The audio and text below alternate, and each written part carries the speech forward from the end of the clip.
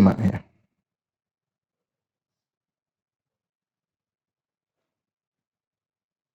Baik, poin kelima.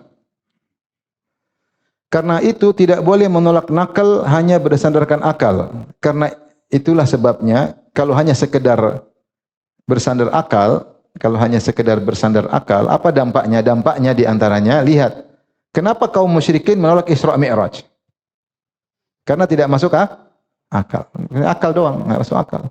Gimana Nabi bisa dari Mekah ke Sidratul Muntaha balik kurang dari 1 malam? Dan itu akal mereka tidak mungkin. Sekarang mungkin. Karena mereka tidak pernah yang melihat ada yang semisal. Menurut mereka tidak ada alat yang bisa mengantarkan seorang dalam waktu yang singkat. Enggak mungkin. Mungkin kemudian hari tentu jet mungkin bisa bolak-balik ya.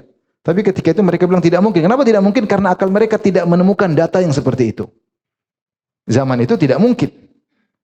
Ini tidak bicara dari bumi ke Sidratul Muntaha. Ini baru bicara dari Mekah kemana? Masjidil Aqsa yang cuma jaraknya mungkin sekitar berapa? 1.500 kilo atau 2.000 kilo. Tidak mungkin pergi malam pulang subuh, sebelum subuh. Kenapa mereka tidak mungkin? Karena saya katakan, cara kerja akal adalah data dikelola. Datanya tidak ada untuk mereka analogikan. Mereka tidak punya data, ada alat transportasi yang cepat, nggak ada. Tapi kalau dibilang sama orang sekarang, ya mungkin aja. Rudal aja bisa cepat, supersonik. Supersonik ya. Bisa cepat. Ya. Manusia mungkin juga bisa. Sekarang kita bilang masuk akal. Zaman dulu tidak masuk akal. Sekarang kalau bilang bisa enggak ke Sidratul Muntaha cepat dengan jarak sekian juta, entah berapa miliar kilo, mungkin kita sekarang bilang enggak masuk akal.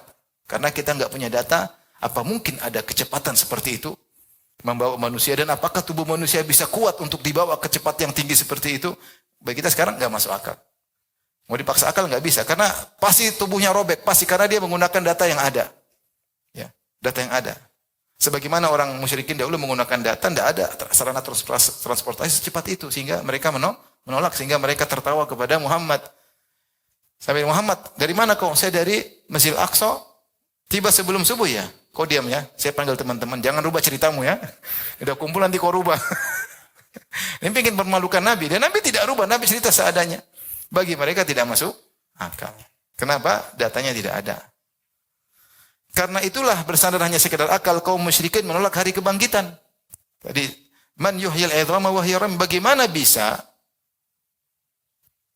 tulang yang kering dan dingin bisa menghidupkan suatu yang hidup.